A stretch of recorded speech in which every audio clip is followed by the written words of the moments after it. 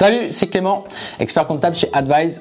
Aujourd'hui, on va plonger dans l'univers de la comptabilité. Que tu sois entrepreneur, propriétaire d'une petite entreprise ou si tu souhaites simplement en savoir davantage sur le sujet de la comptabilité, cette vidéo est faite pour toi.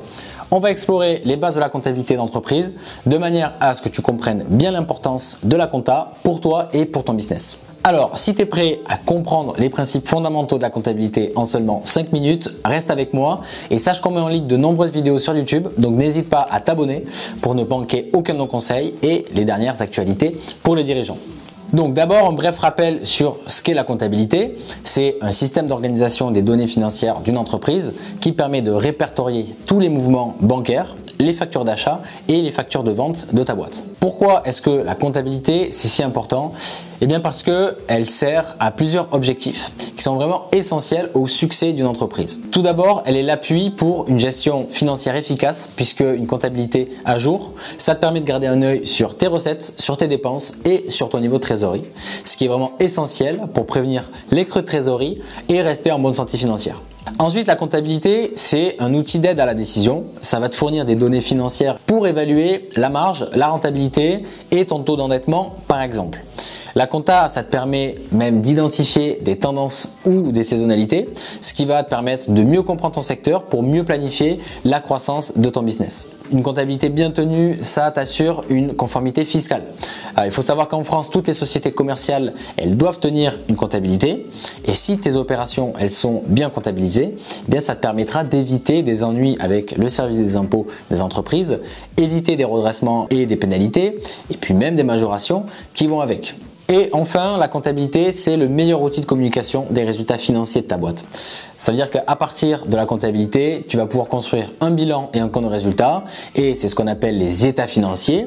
Et ces états financiers, ils permettent aux actionnaires, aux investisseurs potentiels et même aux banques d'analyser et de mieux comprendre la situation financière de ta société. Donc en résumé, la compta, c'est bien plus qu'une simple saisie de chiffres dans un logiciel. C'est l'outil qui permet de gérer, de décider, de respecter les règles fiscales et de communiquer les performances financières de ton entreprise. C'est pour ça que ça doit vraiment occuper une place centrale dans ton organisation de chef d'entreprise. La comptabilité, elle peut se décliner en différents types. Tu as d'abord la comptabilité financière, on l'appelle aussi la comptabilité générale, c'est celle qui est utilisée au quotidien par le plus grand nombre. Il y a aussi la comptabilité de gestion, qu'on appelle également la comptabilité analytique et qui est utilisée surtout comme une aide à la prise de décision de gestion dans l'entreprise. Je te donne un exemple, la comptabilité analytique, elle va te permettre de calculer la rentabilité par produit ou par service, ce qui va permettre finalement de détecter les produits les plus rentables sur lesquels il faut continuer à investir et les produits les moins rentables qu'il faut arrêter ou repositionner. Et enfin, il y a la comptabilité fiscale qui sert à déterminer les impôts des entreprises. Donc tu peux t'en rendre compte, chacun de ces types de comptabilité a un rôle particulier et je t'expliquerai leurs spécificités dans une prochaine vidéo. Il y a également certains principes comptables de base que tu dois forcément connaître. Le premier, c'est le principe de la comptabilité d'exercice, selon lequel on enregistre les opérations au jour où elles sont réalisées et non pas le jour où les opérations sont payées. Ça permet d'obtenir une image plus précise des performances de ton entreprise. Pour donner une idée, si j'achète les services d'un développeur informatique le 13 juillet, et que je paye sa prestation à 30 jours, donc le 13 août. Eh bien la charge comptable, elle sera constatée le 13 juillet, autrement dit le jour où l'opération elle a été décidée. On fait abstraction complètement du paiement lorsque l'on parle des charges et c'est la même chose pour le chiffre d'affaires. On fait vraiment abstraction du flux de trésorerie. Ensuite, il y a le principe de la continuité d'exploitation qui suppose en fait que ton entreprise, elle poursuivra normalement son activité, sauf indication contraire, ce qui permet de donner de la transparence et de comparer les comptes entre les différents exercices. Et enfin, il y a le principe de l'entité qui suppose que les transactions des entreprises, elles doivent être distinctes des transactions personnelles de leurs propriétaires.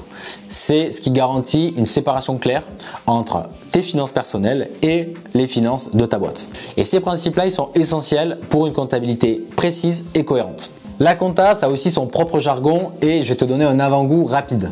D'abord le bilan, c'est une image du patrimoine de la société à une date donnée.